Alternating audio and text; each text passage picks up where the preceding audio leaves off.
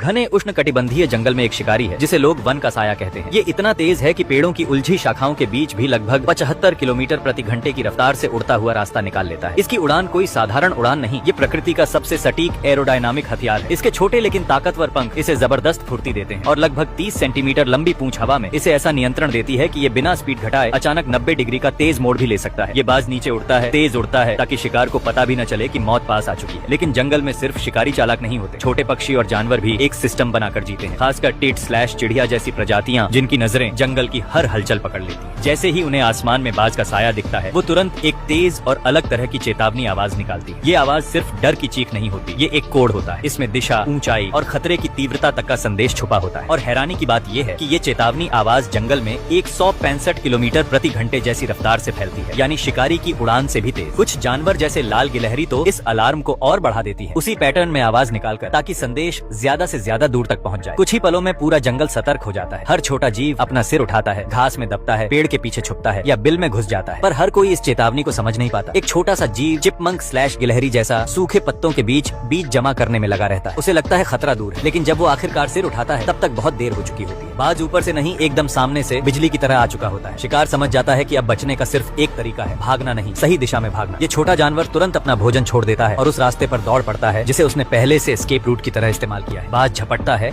लेकिन उसकी पकड़ खाली रह जाती है। चिपमंक आखिरी सेकंड में झाड़ियों के बीच से फिसलकर अपने बिल में घुस जाता है। इस बार जंगल का नेटवर्क जीत जाता है और शिकारी को खाली लौटना पड़ता है। पर शिकारी के लिए रुकना विकल्प नहीं। उसके घोंसले में बच्चे हैं, छोटे, कमजोर, अभी उड़ना भी नहीं जानते, जो हर दिन भोजन के लिए माता पिता पर निर्भर है। इसलिए बाज फिर से उड़ान भरता है। इस बार उसकी नजर जाती है एक लाल गिलहरी पर जो पेड़ की शाखाओं पर उछल रही है। बाज अपनी ऊंचाई और दिशा बदलता है और जैसे ही गिलहरी ध्यान हटाती है वह हमला कर देता है। गिलहरी बिजली की तरह नीचे उतरती है और पहली कोशिश में बच निकलती है, लेकिन डर के कारण वो एक गलत फैसला ले लेती है। वो बिल की ओर भागने की बजाय दूसरे पेड़ पर चढ़ जाती है। यही वो गलती है जिसका जंगल में कोई दूसरा मौका नहीं मिलता। बाज तुरंत अपने शरीर को हवा में मोड़ता है और दूसरी बार फिर झपट्टा मारता है। गिलहरी एक बार फिर बचने की कोशिश करती है, लेकिन इस बार संतुलन बिगड़ता है और वह पेड़ से गिर जाती है। अब खेल खत्म। बाज नीचे तेजी से गिरता है और गिलहरी जमीन पर गिरने से ठीक पहले उसे अपने पंजों में जकड़ लेता है। गिलहरी छूटने की कोशिश करती है, लेकिन बाज की पकड़ लोहे जैसी होती है। ये संघर्ष कुछ सेकंड का होता है और फिर जंगल शांत हो जाता है। बाज शिकार को उठाकर अपने घोंसले की ओर उड़ जाता है। वहाँ उसके बच्चे इंतजार कर रहे हैं।